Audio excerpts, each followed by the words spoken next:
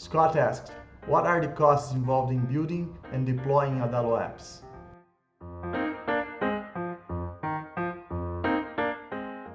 Well, the first and most obvious cost is paying for Adalo itself, right? But Adalo has a free plan, which I advise you to use until you can't use it anymore, basically, because of the limitations, right? So using the Explore plan, which is free, you have unlimited apps, which is awesome, published to an Adalo domain. Well, it's good enough, right? You can't have your custom domain. You're gonna have like, I can't remember exactly what the Adalo domain is, but it would be, for example, adaloapp.com/your app, for example.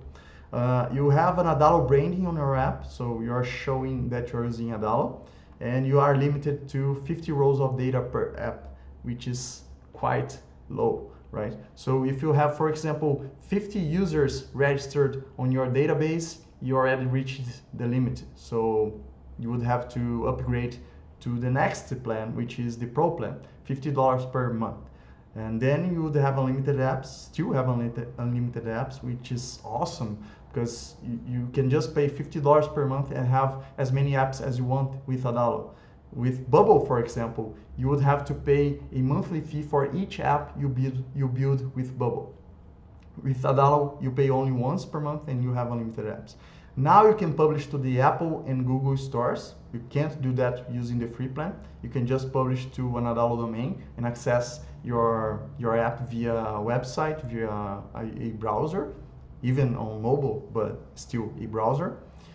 And with the Pro plan, you can publish, actually publish to the Apple and Google stores. So users can go to the Apple and Google stores and download your app, right? You can publish to a custom web domain, so you can buy your own domain and use it instead of adaloapp.com/, for example. And you can connect to external data collections, use external APIs. You can't do that using the free plan. You can trigger unlimited custom actions. You have 5 gigabytes of data storage, and you have one seat, one app builder. The Pro plan is enough for most apps, so I wouldn't worry about the business plan and how much it costs. Because if you have to upgrade to the business plan, it means that your app is at least kind of successful, right? So I would just start building the app using the free plan.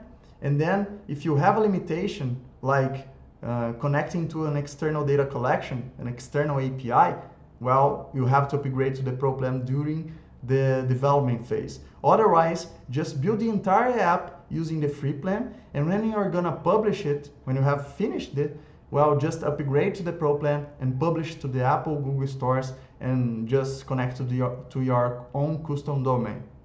And then you can test your idea here using the Pro plan.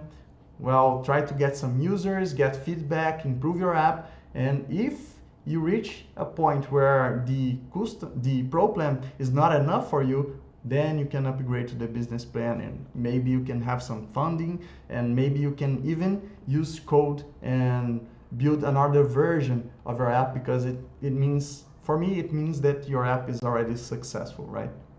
Now, besides paying for Adalo, if you want to publish your app to Google and Apple stores, you're gonna have to pay a membership, a developer membership. For Apple, it is $99 per membership per year, and for Android, or Google, it is $25 lifetime. So keep that in mind. If you enjoyed the video, please leave a like and don't forget to subscribe so you don't miss the next ones.